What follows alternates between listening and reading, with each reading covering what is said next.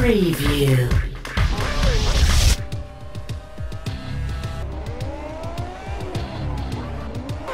I'm Andy Gray, I'm the Communications Manager at Codemasters. I look after F1 2010. The licence is huge and the sport is massive, the fan base is huge, but the titles have never perhaps performed as they should be. So a lot of work went into focus group testing and just talking to people, especially in the States, about their perception of F1 as a sport and also as a game. And we got some really interesting feedback from that about what's been right and what's been wrong about previous F1 games.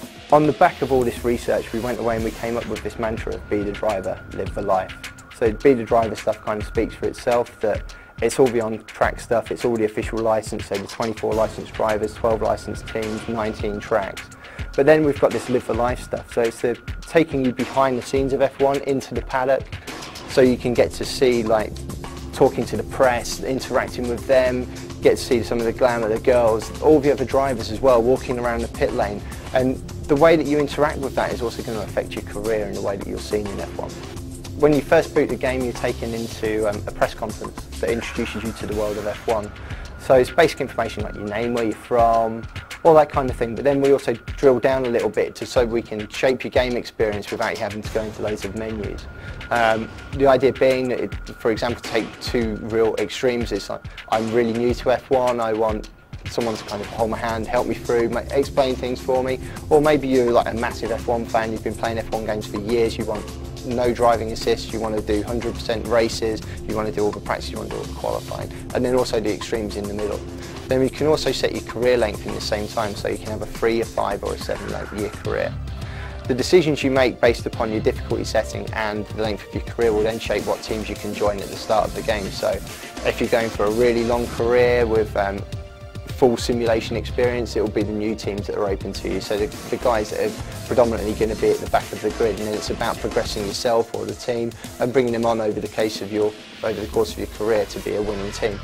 Alternatively, if you just want to have a 3-year blast around all the tracks, you can join a pretty high-ranking team that you could potentially win races with and soon get to one of the big boys like Ferrari, McLaren, Red Bull. One of the major rivalries in F1 is always with your teammate. He's the guy that's got, in theory, exactly the same machinery as you have. He should be doing relatively the same as you. If he's doing better, then that shows he'd probably be a better driver. If you're doing better, shows you're probably the better driver. Whoever comes out on top of that after a few races is going to kind of take control of the team, similar to we see in real F1, that after a while one driver can sort of steer the way that the car is going, make it suit them more than anyone else. So taking control of the team is massively important to you if you want to progress and you want the team to go the way you want. Interactions with the press, I think, are big in any sport. F1's no exception to that, so we've brought a press into the game in two forms. We've got the kind of impromptu press where you've just finished the session, you've maybe done really well or you made them badly, you have a microphone shoved under your nose and it's like, what do you think about that? You can say you've performed really badly and all of a sudden you start to say, oh, it's my fault, absolutely my fault, or I got blocked off at turn whatever. Or maybe you say the team have made a mistake, the car's just no good this weekend. But that in turn is then going to have an effect on the way the team see you and also the way other drivers see you, the way other teams see you. One of the major things we've been working on is a dynamic weather system. So the idea is that over a race weekend the weather will change depending on where you are. If you're at Spa, the weather's going to be really changeable, the likelihood it is going to rain at some stage. Same for somewhere like the UK. But other places, Abu Dhabi, Bahrain, rain's kind of, it's very unlikely. But what that does is give you such a dynamic of the way you play the game. It affects so much the weather in an F1 game because it affects your strategy. All of a sudden you might make a gamble to go onto certain tyres at the wrong time or the correct time. Like we see in races every other weekend, that just making that one little strategy call, being brave, making a gamble, can either cost you or win you a race that you should never have won.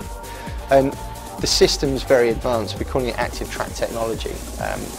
Basically what it means is that the track knows for every square 30 centimetres how much grip there is, how much rubber there is on the track. If it's offline, it knows how much dust there is, how many marbles. So the track will start off in what's known as a green state with very little rubber on it. Over the course of the weekend it will really build up. The racing line will become really sticky, really full of grip. Offline where there'll be marbles and dust and all that kind of stuff that you don't want to stick to your tyres. So getting on that racing line is really important. If all of a sudden it rains, that'll wash everything away, but also then you have a drying line that you'll need to stick to and then other areas of the track where you'll get puddles, so it's not just a uniform level of water. What you'll also find then is as it starts to dry, you might have to seek out some puddles or wetter areas to keep your tyres cool, or you make that call and go, I'm going to be the first person to go onto Inters, or even more brave, I'm going to go onto one of the dry compounds. So F1 2010 is available on PS3, Xbox 360 and PC from September this year.